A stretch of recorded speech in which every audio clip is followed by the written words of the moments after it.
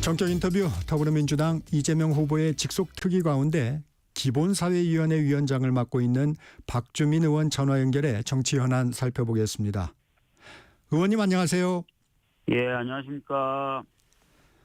먼저 이재명 후보의 선거법 위반 혐의 사건 대법원 선고 어떻게 평가하십니까?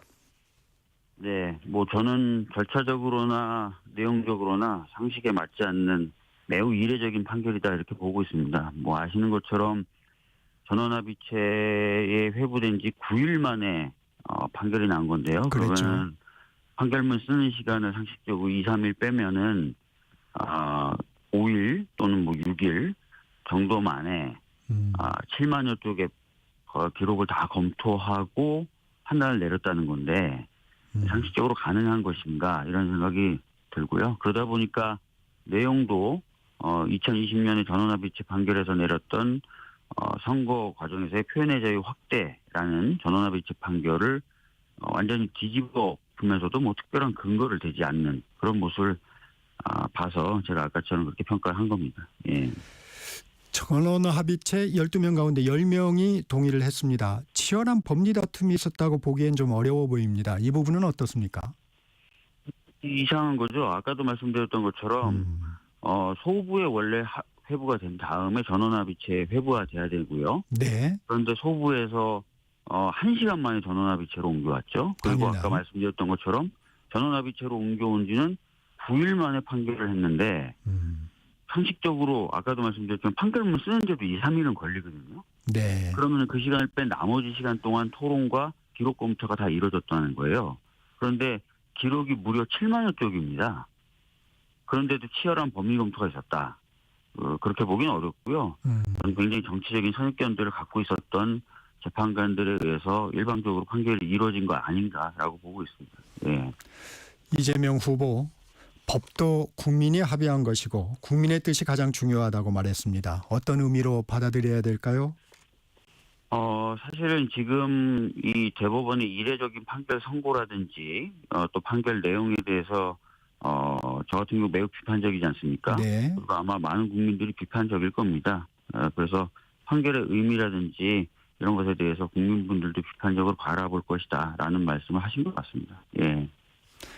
민주당에서 후보 교체는 없다는 입장인데 대선 완주의 의미로 이재명 후보 발언 대선 완주의 의미로 해석하면 되겠죠? 그렇습니다. 특별히 저희들이 후보를 교체한다든지 하는 데 대해서 일체 고민하고 있지 않고요. 저희들은 압도적인 지지를 받은 이재명 후보를 중심으로 대선 잘 치를 겁니다. 예. 민주당에서는 대법원에 대해 선거 개입이다, 사법 구태타다, 격앙된 발언들이 나오고 있습니다. 어제 긴급 의원총회가 있었는데 분위기 좀 전해주시겠습니까?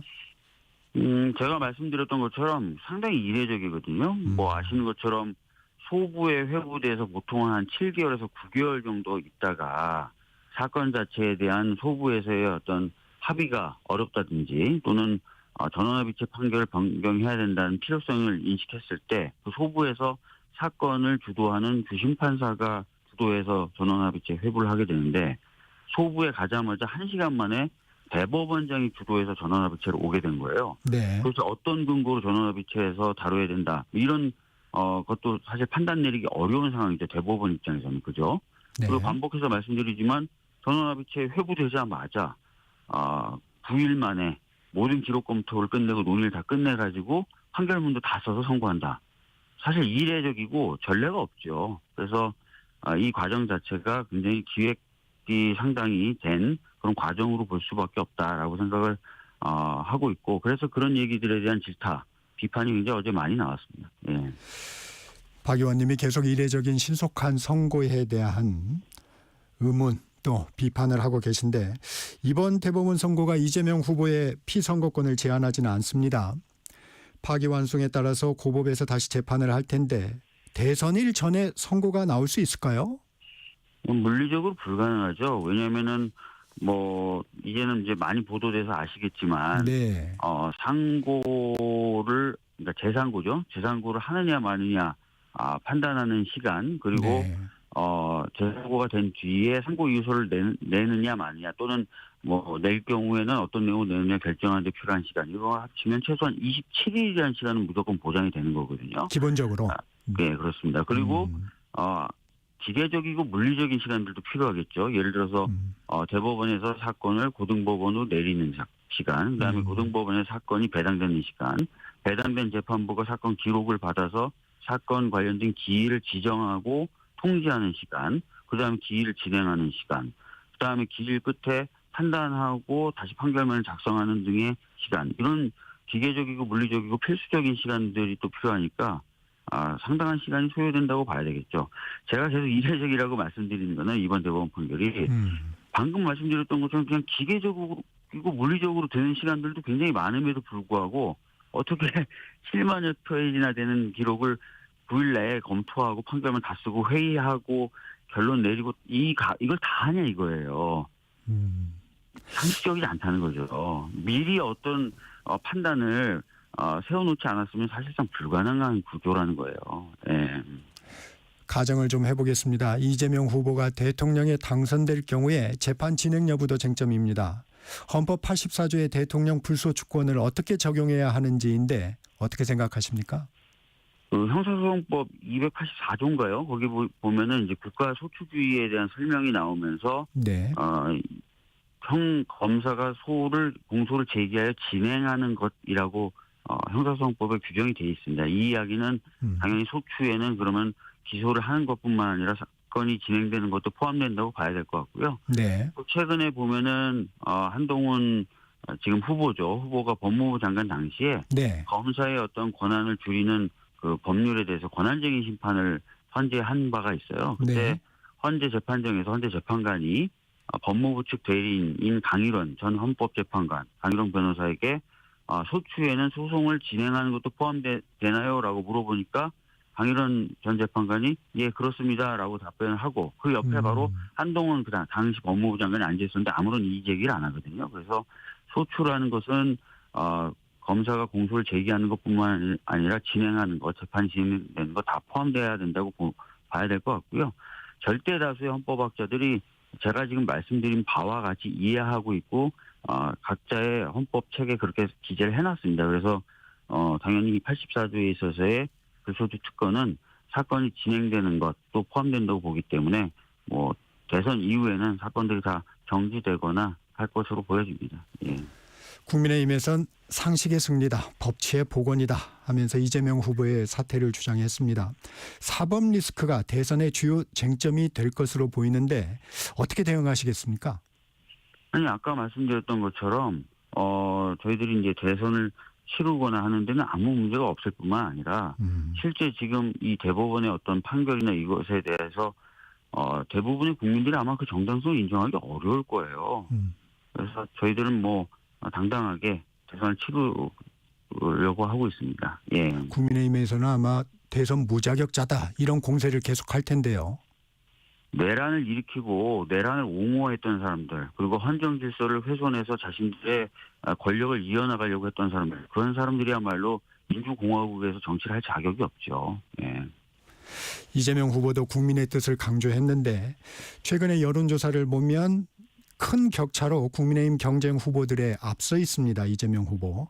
이번 선거가 여론의 흐름에 영향을 좀 미칠까요? 어떻습니까? 네, 저는 큰 영향 없을 거라고 봅니다. 이번 선거의 핵심은 내란으로 촉발된 헌정 질서 훼손을 다시 회복하는 거. 그리고 윤석열 정부 3년 동안 많은 국민들이 너무나 힘들어하지 않았습니까? 경제라든지 외교, 안보 여러 분야에서 그런 것들을 회복하고 정상화하는 거. 그리고 다시 한번 이제 대한민국이 성장할 수 있는 기회를 만드는 것이 이번 선거의 핵심 판단 기준이 될 것이기 때문에 크게 여론에서는 흔들리는 것은 없을 거라고 생각합니다. 네.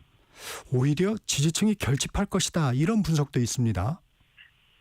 네, 지지층 결집이나 이런 부분도 있긴 있겠죠. 아울러서. 그러나 아까 말씀드렸던 대로 중도층을 포함해서 전반적으로 이번 대선은 어떤 대선이다라고 생각을 하고 있는지가 중요한데 진짜 윤석열 정부가 그동안 해왔던 여러 가지 실정들, 오류들 이런 것들을 바로잡는 거, 그리고 아까도 말씀드렸지만 헌재 판결문에도 나와 있죠. 국민이 헌법 질서가 지켜질 거라고 그동안 굳게 믿어왔던 신뢰를 크게 훼손했던 작년 12월 3일의 내란 행위, 이것에 대한 극복, 이런 것들이 아마 판단 기준의 핵심이 될 거기 때문에 큰 영향 없을 거로 봅니다. 예. 민주당 어젯밤에 국회 본회의에서 최상목 부총리에 대한 탄핵을 추진했어요. 어떤 배경입니까? 아시다시피 최상목 대행은 지난 내란 과정 그리고 그 이후에서 상당히 많은 의혹을 받고 있죠. 내란에 관여했을 것이다라고. 그와 아울러 헌재가 국회 선출목 헌재 재판관들을 임명해야 된다는 결정을 한 뒤에도 만장일치로 한 뒤에도 계속해서 임명하지 않았어요. 그러니까 헌재의 결정에는 모든 국가기관이 따라야 된다는 헌법재판소법 규정이 있는데 그것조차 다 위배하면서 임명하지 않은 것이죠. 그러니까 헌법 위반, 법률 위반 사유가 충분하고 특히 그런 식으로 노골적으로 특정 정치 세력을 비호하려고 했기 때문에 공정한 대선 관리라고 하는 권한대행의 임무를 수행하기 적절하지 않다라는 판단을 내린 것입니다. 아울러 최근에 미국 재무부 장관이 네. 그 한국 정부가 선거 전에 자신의 어떤 선거에 공으로 내세울 만한 것을 만들기 위해서 협상에 굉장히 적극적이다라는 발언을 했지 않습니까? 공개적으로. 일단 최상목 부총리는 부인을 했죠. 부인을 했지만 미국에서 전혀 부인하고 있지 않습니다. 아시는 것처럼.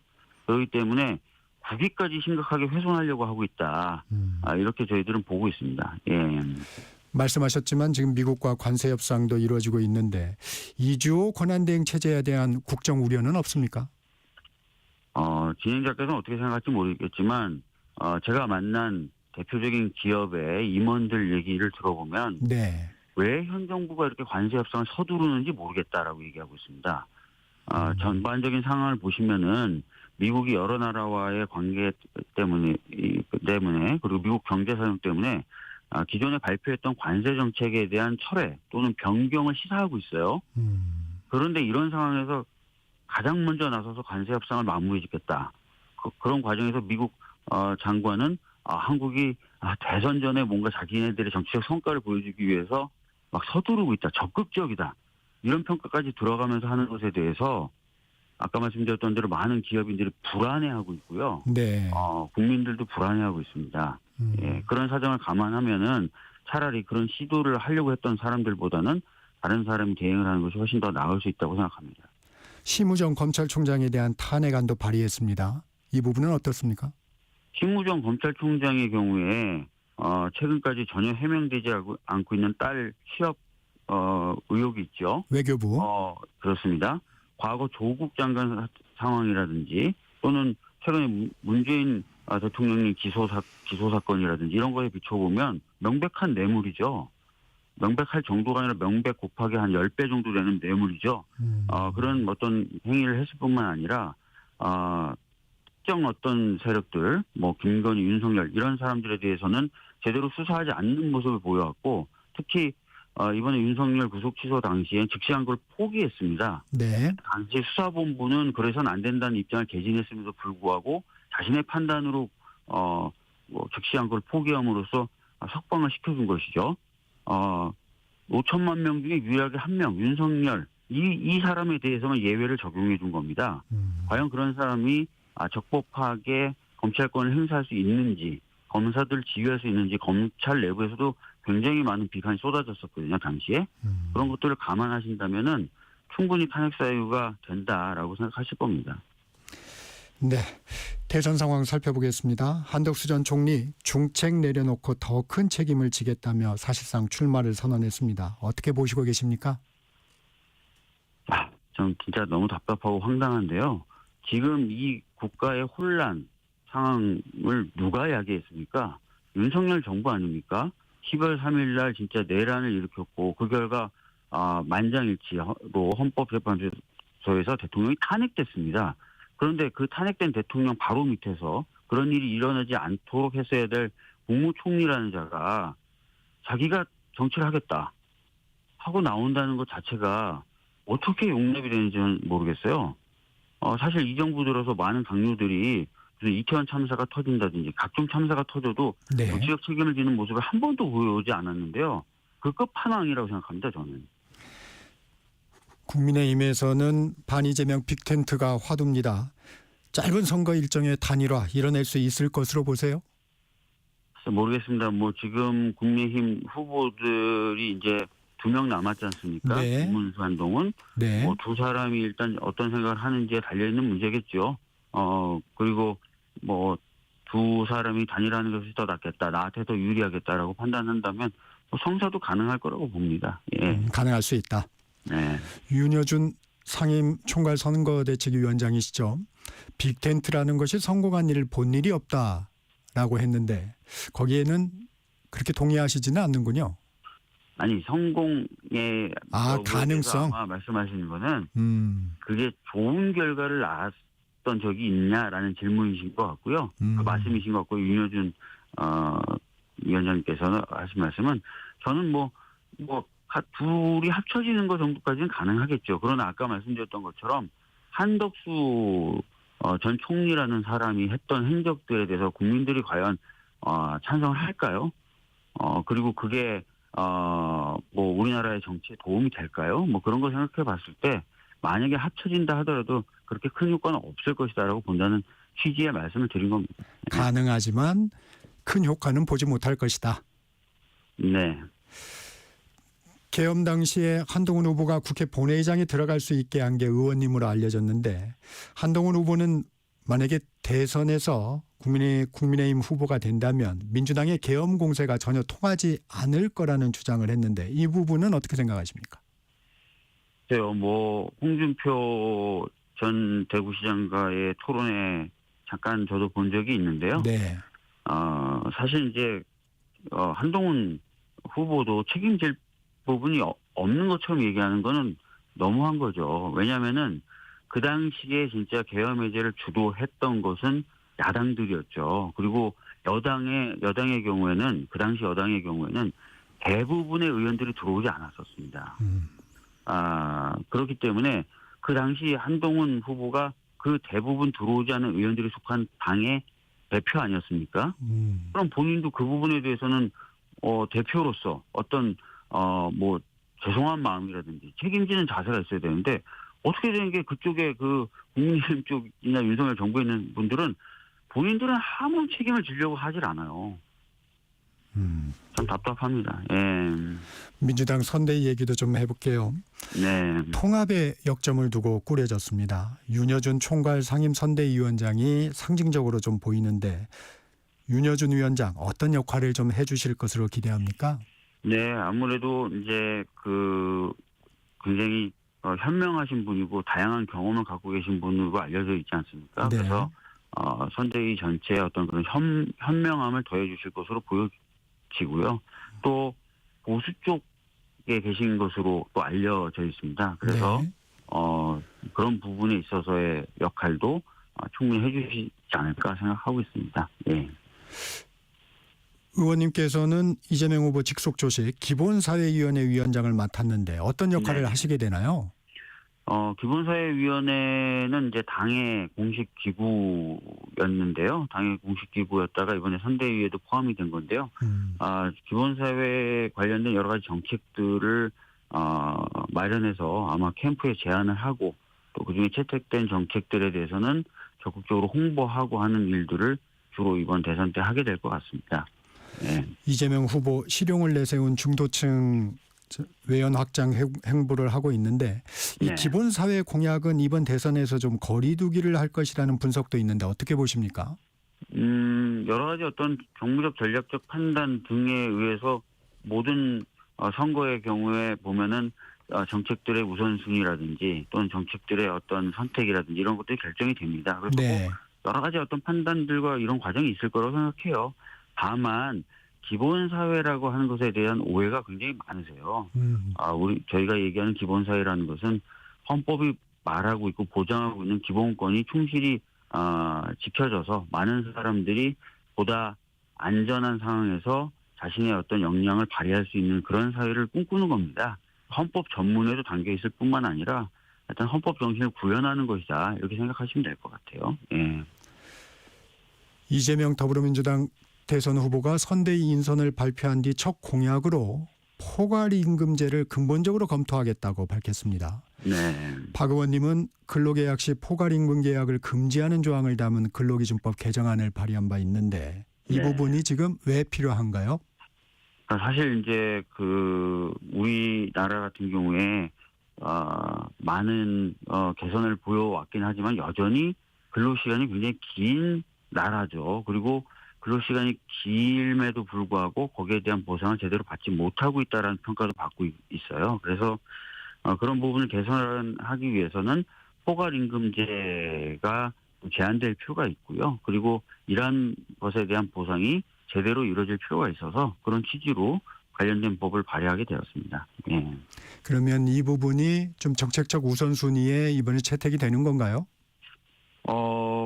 후보님도 그런 부분에 대한 고민이 필요하다라고 얘기하셨으니까요. 이번에 선거 정책으로, 적극적으로 검토될 것이라고 예상되고 있습니다. 예. 이 법률 현안 하나만 더 짚어보겠습니다. 네네네. 이 후보는 이사 충실 의무를 회사에서 주주까지 확대하는 상법 개정안 재추진 입장도 밝혔습니다. 네. 국민의힘에서는 기업을 무한 소송으로 몰아넣는 경제 악법 가운데 하나다 이렇게 비판을 했는데 어떤 네. 말씀 주시겠습니까? 저희가 얘기하는 것보다요, 이 상법 개정에 대해서 저희보다 더 열심히 뛰고 있는 한 분이 계세요. 그분이 누구냐면 이복현 금감원장입니다. 이복현 금감원장 같은 경우에는 최근에도 보도자를 계속 배포하고 있어요. 네. 보도자를 배포하면서 뭐라고 얘기하고 있냐면, 방금 우리 대표가 얘기했던, 우리 후보가 얘기했던 상법 개정안이 국제적 기준에서 비춰봤을 때 굉장히 보편적인 것이다라는 얘기를 하고 있고요. 국내 기업들이나 또는 일부 매체가 갖고 있는 우려는 현실과 다르다라는 내용을 계속해서 얘기하고 있습니다. 그런 내용도 좀 살펴보시면 누가 맞는 말을 하는지는 아실 수 있을 것 같아요. 예. 국민의힘에서는 대안으로 상법보다는 자본시장법 개정으로 소액주주를 보호할 수 있다는 입장인데 이에 대해서는 좀 어떤 생각이십니까? 자본시장법 개정을 통한 방법도 있을 수 있어요. 그런데 네. 아시다시피 국민의힘이 자본시장법의 소관상임위인 정무위 위원장을 가지고 있으면서 한 번도 제대로 논의한 적이 없거든요. 근데 지금 와서 그렇게 얘기하면 진정성이 있나요? 모르겠습니다. 예. 그렇군요. 검찰이 비상계엄 관련해서 윤 전 네. 대통령을 직권남용 혐의로 추가 기소했고 명태균 씨 소환조사에 건진법사 의혹 관련해서는 자택 압수수색도 했습니다. 윤 전 대통령 부부에 대한 검찰 수사 좀 속도를 내는 걸로 보이십니까? 네, 일부 사건에 있어서는 속도를 내는 것으로 보여집니다. 다만 지금까지 검찰이 보여줘 왔던 모습이 있지 않습니까? 예를 들어서 도이치모터스 주가 조작 사건이라고 하는 김건희 씨가 관련된 대표적 사건의 경우에는 전 검찰총장인 이현석 총장이 그런 식으로는 수사하지 말아라고 했는데도 불구하고 가서 핸드폰 다 내놓고 그렇게 수사해가지고 한번 시끄러웠던 적이 있지 않습니까? 네. 그러고 나서 지금까지 아무런 조치 안 하다가 이번에 재기 수사가 결정이 나서 다시 수사하는 이런 해프닝들이 너무 웃지 못할 해프닝들, 검찰 스스로를 우습게 만드는 해프닝들이 너무 많았는데 지금 하고 있는 수사는 그럼 그것과 달리 뭔가 진짜 의지를 갖고 하는 수사냐, 좀 더 지켜봐야 되겠죠. 예. 동시에 경찰이 문재인 전 대통령의 부인 김정숙 여사 옷값 특활비 결제 의혹 수사를 위해서 대통령 기록관 압수수색도 나섰습니다. 이건 어떻게 보세요? 그래서 이 부분에 대해서는 제가 많은 말씀을 드릴 수 있을지 모르겠지만 제가 알기로는 그 옷의 회사인가요? 그쪽도 아무 문제가 없는 거다라고 얘기를 이미 한 걸로 저는 알고 있거든요. 네. 그럼에도 불구하고 글쎄요, 이런 수사가 왜 일어나는지 잘 모르겠습니다. 예. 네. 오늘은 여기까지 듣겠습니다. 지금까지 더불어민주당 박주민 의원이었습니다. 고맙습니다. 네, 감사합니다. 예. 전격시사 1부 마칩니다. 전하는 말씀